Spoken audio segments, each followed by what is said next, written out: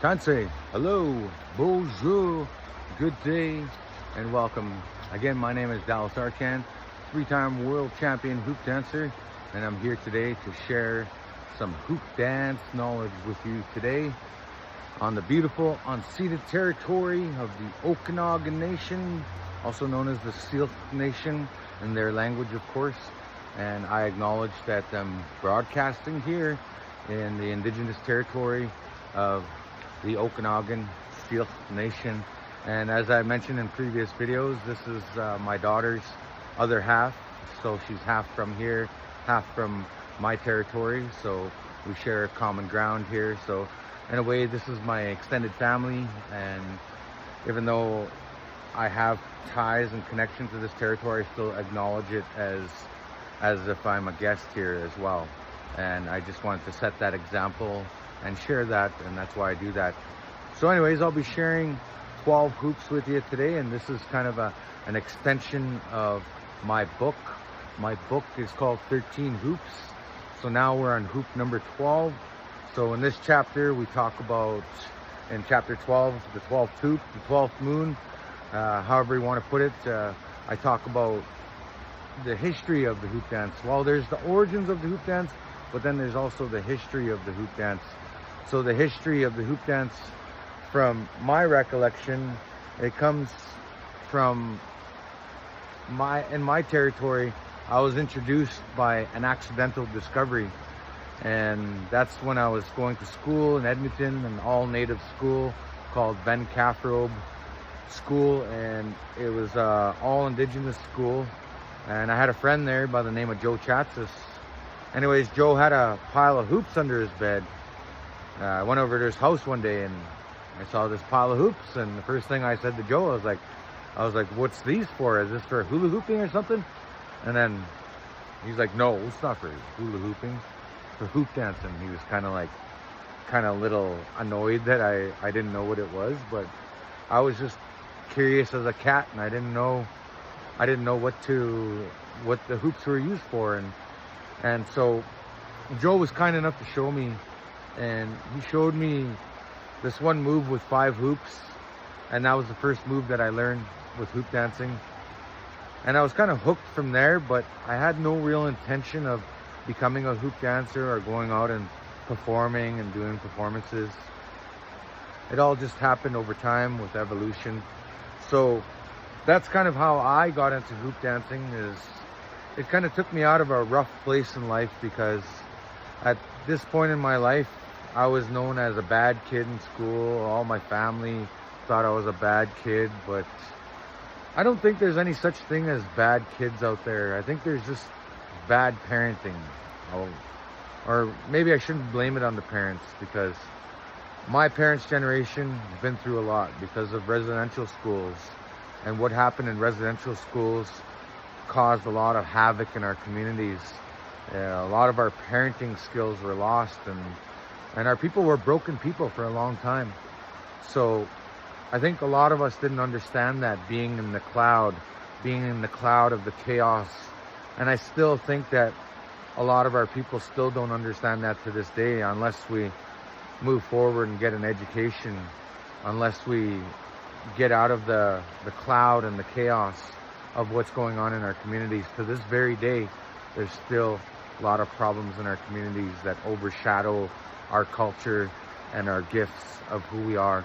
So I just thought I would give that a mention as well. And hoop dancing, though, saved my life in a big way. It helped me to become a better person in life. It kept me out of jail, because when I was really young, I went to jail. Like, they don't have jail anymore for juveniles, but when I was younger, they had jail. Nowadays, they just put you in a group home and they give you resources, and it's a lot better for the young people, I'll say it that much.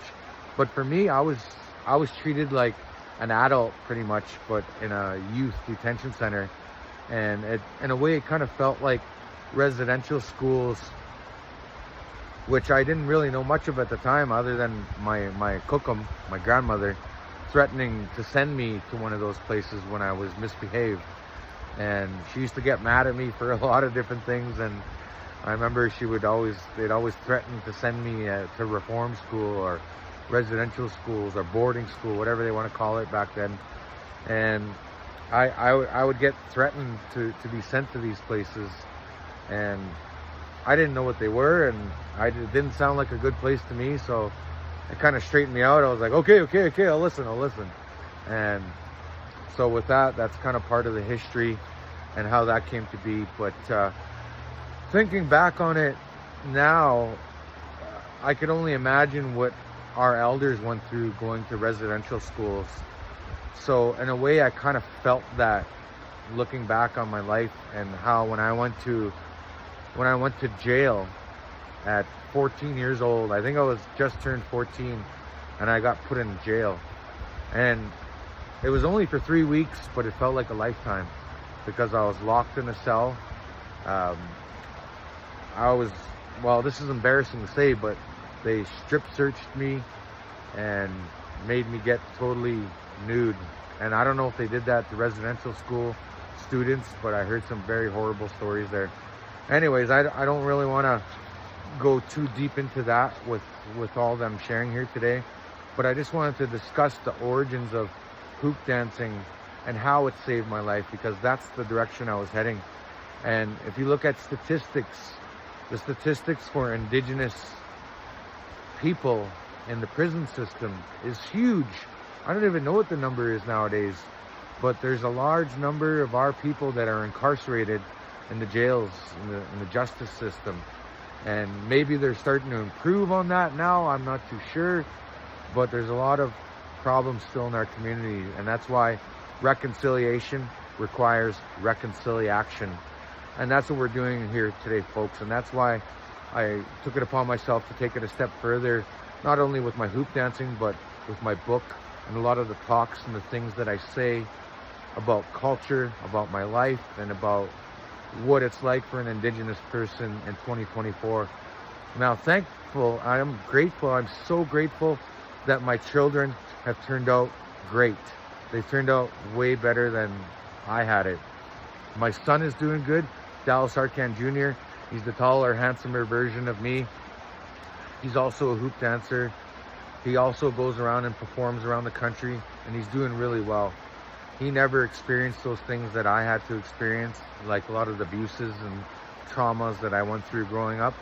And maybe in their own right they did, who knows, but I tried my best to protect them from that. But I think they're doing great. My son has a very promising career, and he's getting very well known out there in the world for what he does.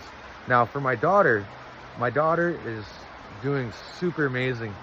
She's in her 4th year university, and that's what I'm here for in the Okanagan, to support my daughter in her university endeavors. And I just wanted to mention those things and how it relates to my origin story for hoop dancing, is that it helped to save my life. It helped to provide a better life for my kids, and my kids are doing awesome, and I'm so proud of them. And I've helped a lot of other people along the way as well. I've taught a lot of other students over the years.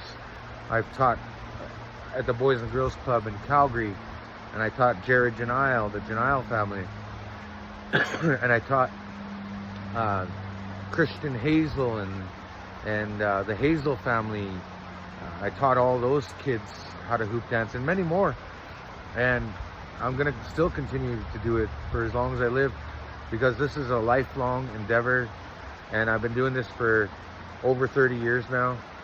And I strongly believe that I'm going to be doing this till the day I die, even if I take up other things. So I consider myself to be an artist, entrepreneur. And that's the real origins of my hoop dance, that maybe I wrote some of it in my book, maybe I didn't. And maybe some of it's not to be written. Maybe it's just part of my story that I share when I feel comfortable. So I just thought I would share that about the origins of the hoop dance. Now this 12th hoop, or this 12th moon, this is part of the origin story of how this routine was created.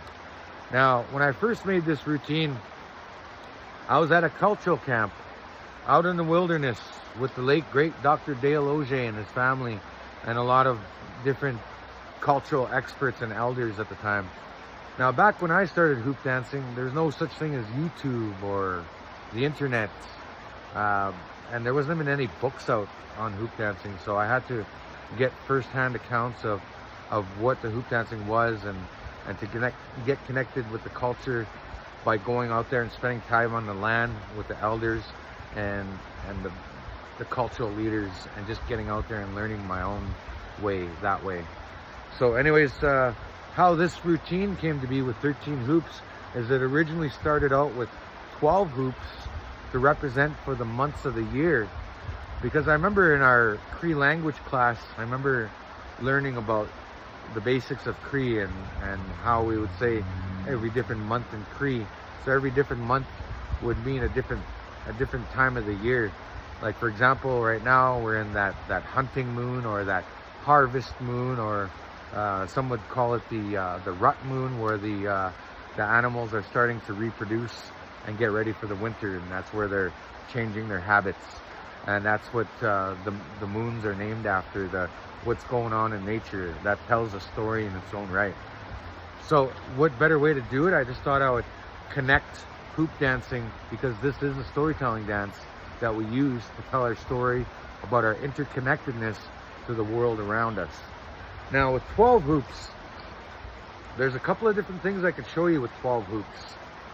So for example, I could show you how to do the bottom half of,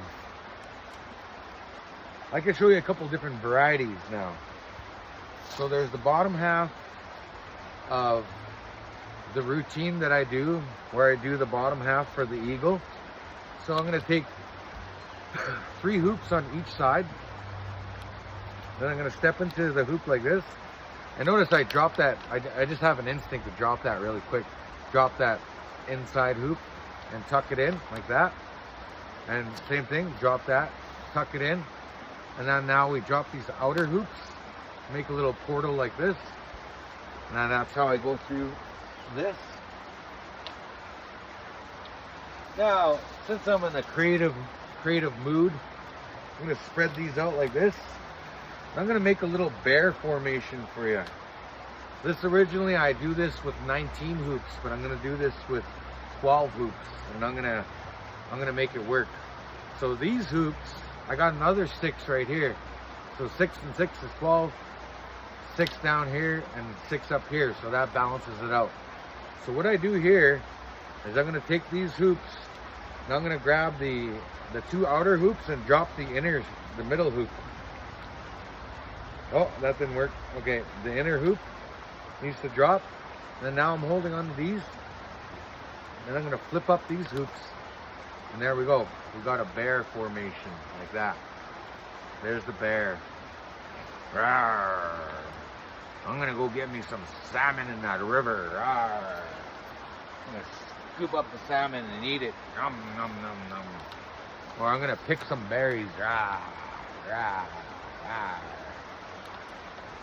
I don't think they growl when they're picking berries, but you get the hint. So there's a couple of other things you can do with these upper hoops. You can cross them over like this. Then you could do this formation as well. So again, I fan these out. Then you could go like this with them. You can make this formation as well, where you have these hoops. You can combine them like this. And there you go. You have another formation. You could put them together like this, and you have another formation. So a lot of these formations I don't even have names for, like I said before. They all just are part of the hoop dance and what the hoop dance represents. So there you go. There's those formations. And one last formation, since I already have these hoops on here. So I'm going to make one world. And I've literally seen hoop dancers do this. They'll make a world, they'll put it down, and they'll make another world, and they'll put it down like this. And they'll put these hoops together. So this is where I'm holding 2 worlds along with that. So I have the 2 worlds in the bottom half. So I have, or you can look at it like the sun and the earth rotating around each other. Or you can have the 2 worlds working with each other. So when we're hoop dancing, we're not sitting there naming these things, we're feeling them as we dance. You know, we're feeling the beat. It's more about the dancing when we're doing the actual hoop dance. So I'm just gonna compile these hoops together. So when we hoop dance, it's not necessarily, we're not sitting there naming the hoops or, sorry, I've got a little frog in my throat. So we're not sitting there naming every single thing. It's up for the audience to see that story that we're putting together with the hoops. Like how nature just changes, like the landscape changes. And we know, we're familiar with some of it, like especially if it's within our territory. We're familiar with what's going on with nature, the changing seasons. Like right now, the leaves are starting to turn. Like you can see, some of the leaves are still green, some of them are going yellow. So that's an indicator that, you know, the season's about to change. And in the Okanagan, the weather's a little bit different here in the Seal territory, because it's a little milder weather here. It's not like Saskatchewan or Alberta, and that's where my territory is, the Treaty 6 territory. Treaty 6 is a pretty vast territory. It goes across the center of Alberta and the center of Saskatchewan. It even touches into Manitoba. So it's a pretty big territory. So I just thought I would share that with you. So again, there's my 12 hoops. So again, I could finish this off by doing another formation where I now have the sun, the earth, and the moon. So I have 3 globes here. So there's the sun, the earth, and the moon, all put together. So there you go. You have all 3 globes there. So the earth, the moon, they all work together, right? Just like Mother Earth, Mother Nature. So I just thought I would share that with you with 12 hoops and part of the origin story and how we put it all together as one and how it all works. And when I originally went to the hoop dance contest, that was like a big, huge eye-opener and learning experience for me, because I never really seen other hoop dancers before like that.